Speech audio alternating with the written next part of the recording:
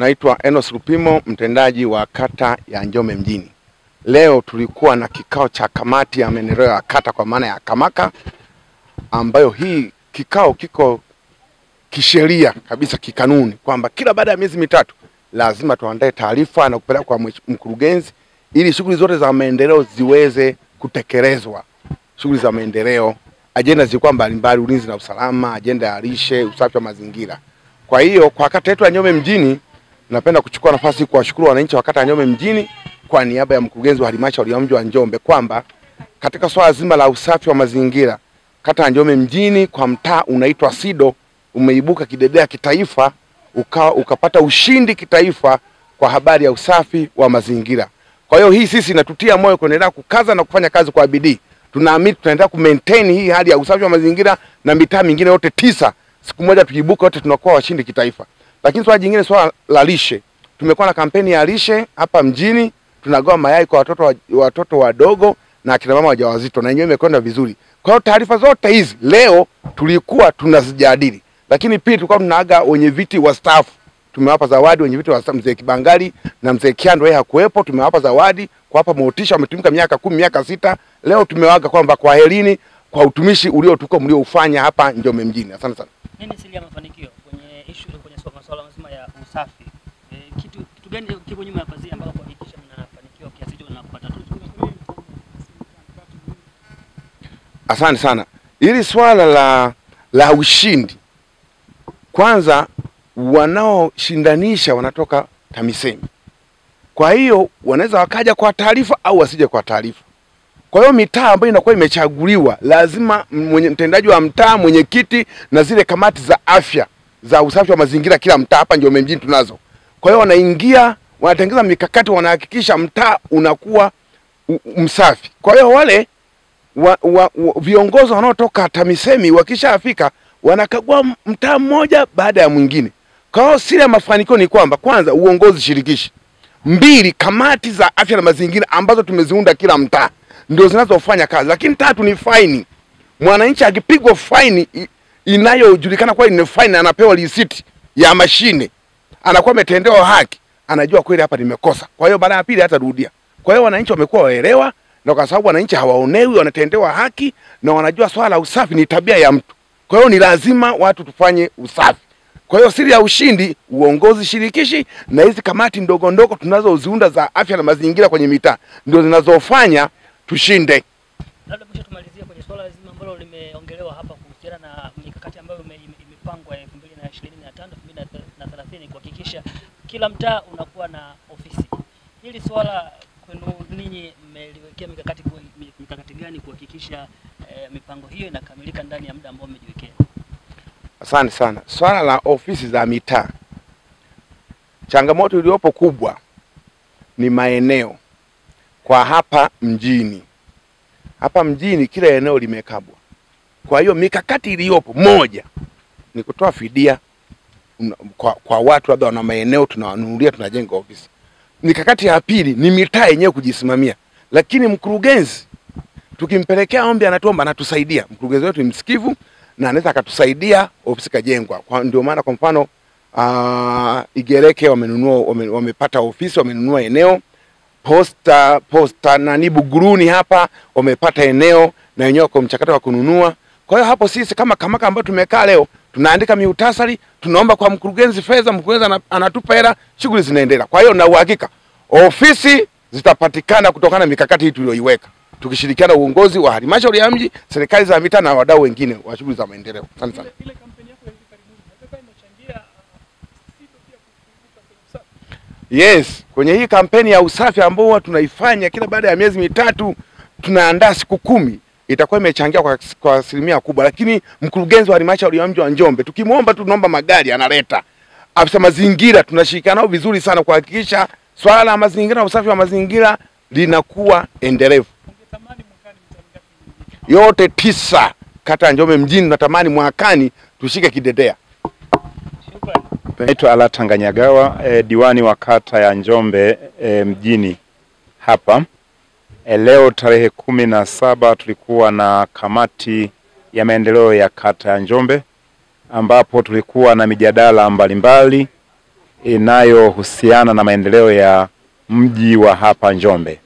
Kiukweli namshukuru Mungu, tumeweza kujadili mambo mbalimbali ambapo mwisho wa siku tumekubaliana kutoka na maazimio yafuatayo kwa ajili ya utekelezaji. Azimio la kwanza ambalo limekuja kutokana na mada ambayo imefundishwa na wataalamu wa SMATRA ni swala la kushawishi serikali itoe mafunzo kwa wanaoendesha pikipiki.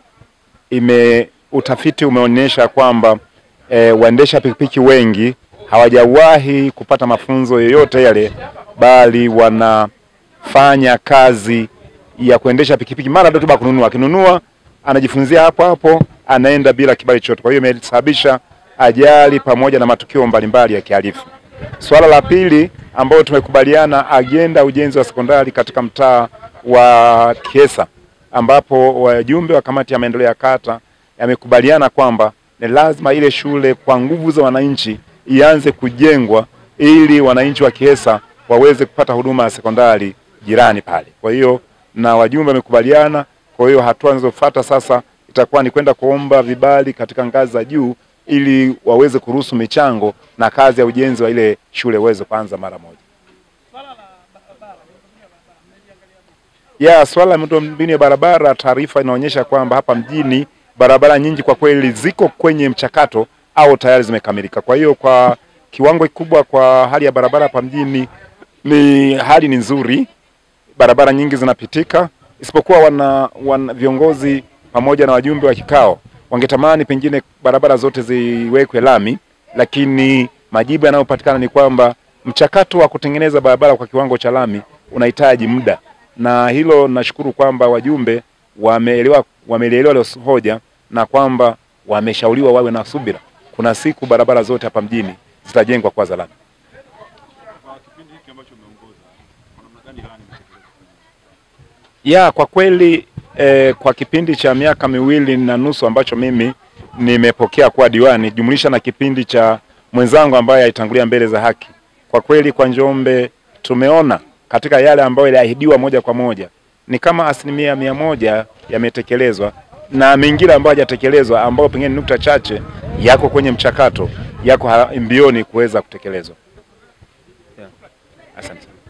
Kwa majina naitwa Francis John Msanga, mwenyekiti wa serikali ya mtaa Kambarage ambayo iko kwenye kata ya Njombe mjini, wilaya ya Njombe mjini, mkoa wa Njombe. Changamoto ni nyingi kwa sababu tunaishi na wananchi.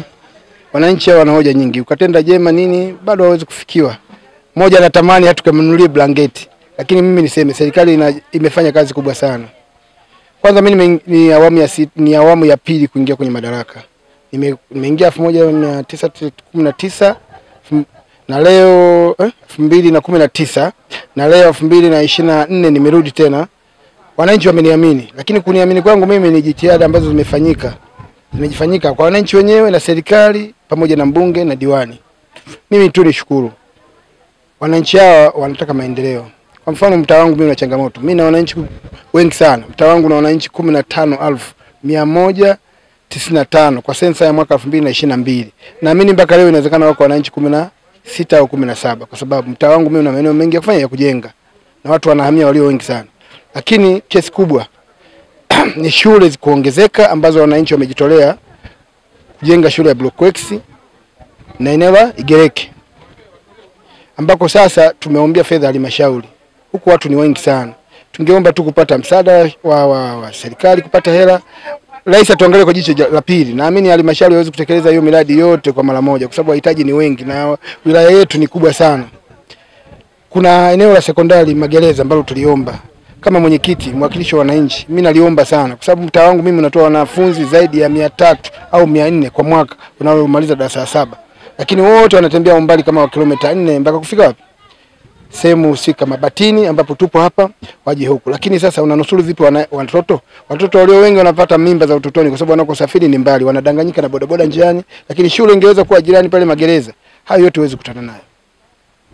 Watu wanasema kwamba eneo la mtaa wako kama liosha kwenyewe na watu wengi. Unaona kuna umuhimu wa kufanya mgawanyo iwe kata inajitegemea? Serikali itakapofika ikisema ni jambo la heri kwa sababu mimi mtaa wangu unaweza kutoka mitaa 6. Na hiyo mitaa 6 inayojitosheleza kabisa. Kama na wananchi 15, 7,000 ni zaidi ya kata 2 za vijijini. Lakini tukipata mgawanyo unasogeza huduma kwa wananchi. Kama kata inaweza kupata barabara kilomita 20, sasa leo zikija Kambarage ikawa kata, barabara nyingi zitafunguliwa. Lakini leo kama kwa kata ya Njombe mjini wananchi 37,900, ukasema unaleta kilomita 10 hapa mjini, ina maana kila mtaa unapata kilomita 1. Sasa mtaa wangu mimi wenye wananchi hao, eneo kubwa, kilomita 1 unaipeleka wapi? Utabaki na lawama. Na wakati ukisema kuna wananchi wengi, utoaji wa huduma za jamii, barabara, zahanati na nini, mimi nimshukuru mkurugenzi na kamati yake na jopo la madiwani. Swala la zahanati wamejitahidi. Kwa mfano sasa zahanati karibu inafika mwisho. Nimepewa kwa mradi wa TASAF iko mwishoni, lakini pale fedha zilizokuja zimefeli, na mimi mkurugenzi ameahidi ataleta milioni 47 ili zahanati ishe watu waendelee kuhudumiwa. Lakini wingi ule ndio nasema unahitaji sekondari, kwa sababu kuongoza wananchi ambao wana elimu napo ni shida. Nitakuwa wananchi wapate elimu, wapate huduma nzuri. Zahanati itakuwepo, lakini watoto walio wengi wanatembea umbali mkubwa mrefu. Ni vema wakapata huduma zote kwa jirani. Barabara mtaa wangu unahitaji barabara. Nimepata barabara kilomita 4 na point ambazo hizo za World Bank. Lakini inahitaji pale katikati, mji mimi pale umechanganya. Nikapata vipande vya pale katikati Kambarage ili kupanua mji na kuleta usawa wa maendeleo ya kata Njombe mjini. Na sehemu hususan mtaa wangu wa Kambarage. Nikapata hata barabara 3 zinazounganisha pale katikati kwenye keep left pale. Ingeweza kupendeza sana. Lakini huko mtaani barabara zipo, lakini kuna nyingine tangia Mungu anaiumba dunia katapila halijawahi pita. Mimi na barabara 213. Zote hizo huwezi kufikiwa kama itabaki kwa mtaa. Ikiwa kata inawezekana, unaweza kuzipunguza kwa mwaka japo barabara 20 30, kwa miaka 5 unaweza kusogea kwa na barabara 100 ambazo zitakuwa zimechimbwa. Lakini leo kwa ukubwa wa ule mtaa ukasema hizo barabara 213 utazifikia, haiwezekani, kwa sababu kata ikipewa barabara kilomita 10, mimi kwangu ninakuja kilomita 1. Wakinifikiria sana kwa ukubwa mtaa wangu wataniambia wewe mwenye mtaa mkubwa chukua kilomita 2. Wenzangu watagawana 1 lakini ipo Kiesa nayo pia ni kubwa. Watasema gawaneni 1.5 unaipeleka wapi? Mimi ninaitwa mchungaji Kazinza. Ninatokea kanisa la Africa Inland Church. Kanisa letu liko Mji Mwema nyuma ya stendi kuu. Nimepata nafasi leo ya kushiriki kikao hiki cha watumishi ngazi ya kata, na kwa jinsi hiyo nimeona mambo kadha wa kadha mahali hapa ambao yamekuwa mkanganyiko kwa wananchi. Jambo la kwanza ni kodi ya majengo. Kodi ya majengo, watu wengi wamekuwa na maswali kwamba hiyo kodi inalipwa kwenye ardhi, na wengine wanasema kwamba hiyo kodi inalipwa kwa njia ya umeme.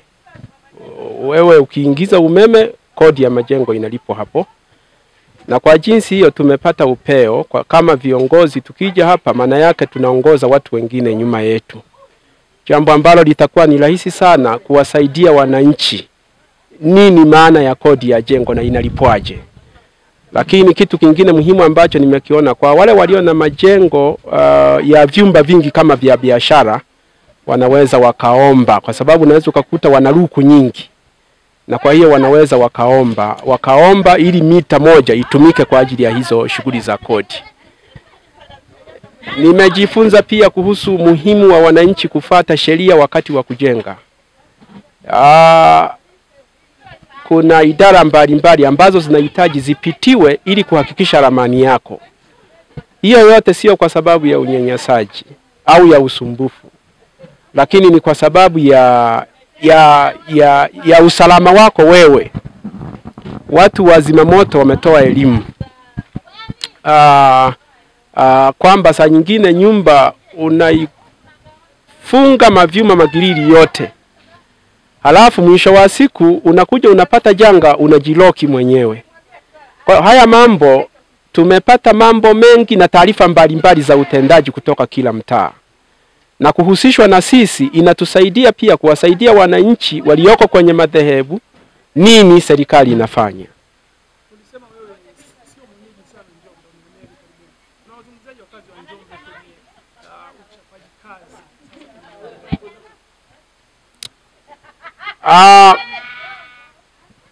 Ninaona wananchi wanafanya kazi kubwa, kwa sababu nikiangalia tatizo la njaa hapa kwenye mkoa wa Njombe haupo. Inaashiria kwamba wananchi wanafanya kazi kujizalishia kipato na kupata chakula. Lakini jambo la pili, huu mji sio manispaa wala nini, lakini inaonekana mji huu, halmashauri hii ina kipato kikubwa sana kuzidi hata manispaa. Hii yote maana yake, kama una kipato kikubwa, maana yake una wananchi wanaofanya kazi katika kuzalisha. Asante sana. Ulioletwa sasa hivi inatakiwa majengo yote yasajiliwe kwenye mfumo ambao watendaji wote halmashauri ya mji wamepata hiyo semina, ambapo ni zoezi ambalo linaendelea. Cha kwanza wananchi wapewe elimu kwamba majengo yote yatakiwa yasajiliwe. Na kusajiliwa kuna vitu muhimu ambavyo vinatakiwa vizingatiwe. Moja, kwamba mtu lazima awe na namba ya NIDA ambaye ni mmiliki wa lile jengo, ambao ni msimamizi wa lile jengo.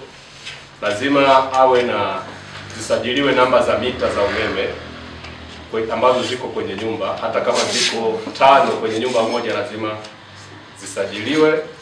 Na mtu lazima awe na namba ya simu ambayo ya msimamizi ambaye anaweza kapewa taarifa iingizwe kwenye mfumo. Lakini tunapozungumzia kwenye njia za kukusanyia hiyo kodi ya majengo, kama ilivyo kawaida, ni kwenye mita za umeme ambazo mpaka sasa wanakata. Nadhani tunatambua wote kwamba ukinunua umeme wanakata ile shilingi 1,500. Kwa nini? Kwa mwezi. Kwa hiyo njia ya pili ni kwa wale ambao hawana mita za nini? Za umeme.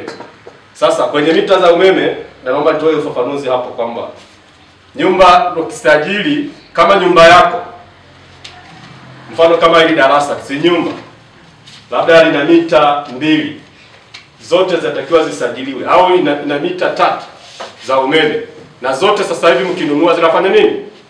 Zinakatwa. Sasa hivi tutakapokuwa tunasajili, kama ziko 3, unatakiwa wewe mwenye nyumba useme ni mita ipi iendelee kukatwa, alafu zingine ziondolewe kwenye makato. Sio, umeelewa?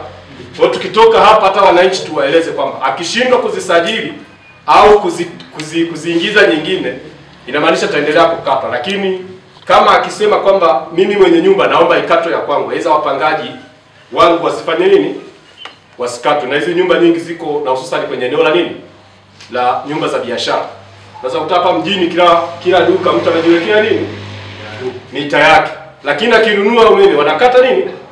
Kodi ya jengo. Kwa sasa kwenye ile nyumba atakiwa mwenye nyumba aseme kwamba naomba mita nyingine ziondolewe, ikatwe kwenye mita hii. Kwa hiyo kwenye hii tunasisitiza watu watoe ushirikiano, ni mojawapo ya faida kwenye hii. Na kwenye hii kodi ya majengo kuna majengo ambayo yanasamehewa kulipa kodi ya majengo. Mfano ni taasisi za kidini, lakini kwenye taasisi za kidini majengo ambayo yanasamehewa ni lile jengo ambalo ni la ibada. Jengo la ibada. Mfano unaenda pale Romani, jengo litakalosamehewa ni lile lenye ibada. Lakini kama kuna majengo ambayo ni vitega uchumi vya taasisi, hivyo vinafanya nini? Kodi inaendelea kukatwa. Lakini kama ni jengo la ibada litasamehewa. Na majengo mengine ambayo yanasamehewa ni taasisi za umma, labda kama shule, zahanati.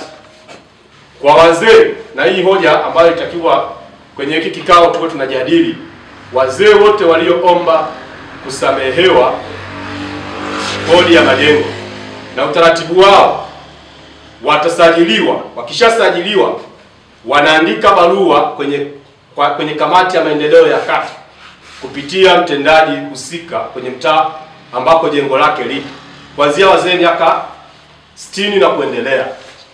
Akishaandika hiyo barua itawasilishwa kwenye kamati ya maendeleo ya kata na kujadiliwa kwamba wazee kata Njombe mjini walioomba kusamehewa kodi ya jengo wako 100. Inaandikwa muhtasari na wasilishwa kwa mkurugenzi ili waweze kusamehewa.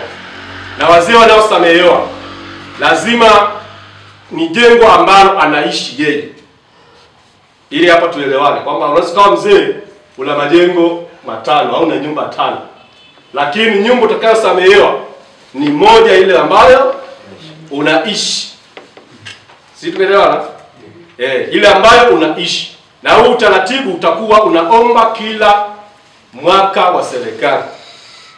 Tunajua kwamba mwaka wa serikali unaanzia tarehe 1 mwezi wa 7 mpaka tarehe 30 mwezi wa 6. Kwa kila mwaka itakulazimu uwe unaomba, unajadiliwa, unasamehewa. Mwaka ukiisha unaomba tena mpaka pale ambapo utakapoona mimi muda wangu umeisha.